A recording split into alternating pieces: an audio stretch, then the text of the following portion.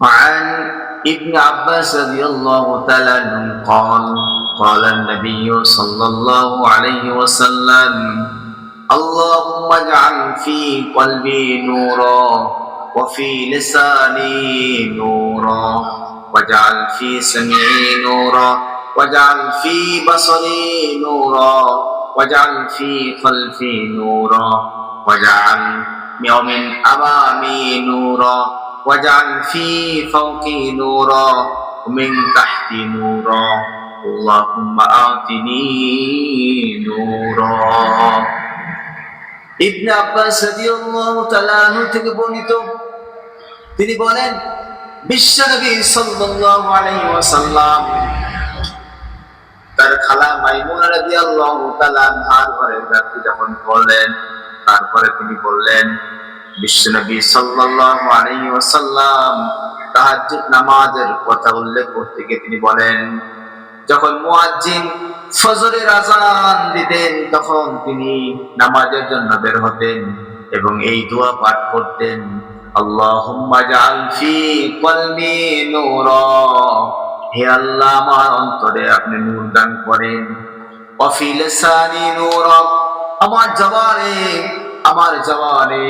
নূর দান করেন, ওয়াজআল ফি সামঈ নূরা, আমার শ্রবণে নূর দান করেন, ওয়াজআল ফি বাসারি নূরা, আমার চোখে নূর দান করুন, ওয়াজআল মিন খালফি নূরা, আমার পেছনে নূর দান করুন, ওয়া মিন আমামি নূরা, আমার সামনে নূর দান করুন, ওয়াজআল মিন ফাওকি নূরা, আমার উপরে নূর দান করুন, ওয়া মিন তাহতি নূরা, আমার নিচে আলোকিত করে দিন, আল্লাহুম্মা আতিনি নূরা, হে আল্লাহ আমাকে নূর দান করুন।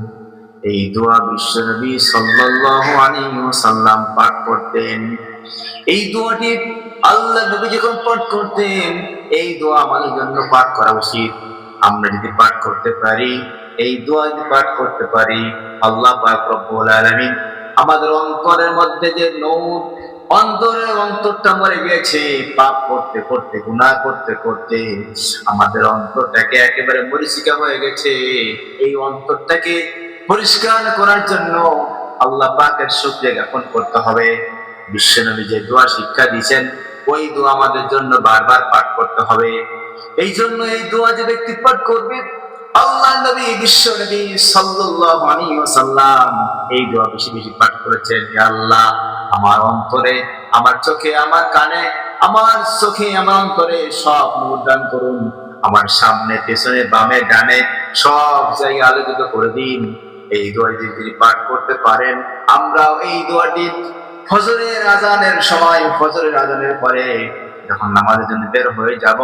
এই দোয়াটি আমরা করলেও আল্লাহ রাব্বুল আলামিন আমাদের অন্তরটাকে,